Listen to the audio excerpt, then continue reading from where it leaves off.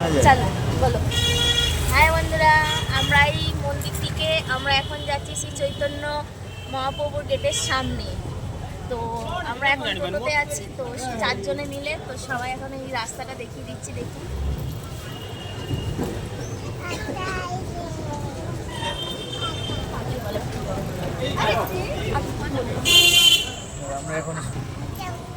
আর আমরা মন্দির দর্শনটা আজকে গেছিলাম, মন্দিরের গেটটা আজকে বন্ধ পেয়েছি, তো আমরা সাইডগুলো ঘুরেছি।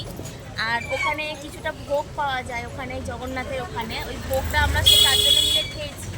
মানে দারুণ খেতে, খুব সুন্দর।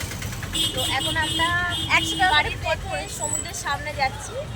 আর যে ভোগটা খেয়েছিলাম তো সেটা 100 টাকা করে নিয়েছিল। আপনারা যারা যারা যাবেন তো খাবেন, খুব সুন্দর দারুণ, খেয়ে মানে মন শান্তি হয়ে যাবে। তো আমরা এখন চৈতন্যের সামনে যাচ্ছি, তো চলুন আপনাদেরকে সমুদ্রটা দেখাবো। আমরা রকেট টোটো উঠেছি।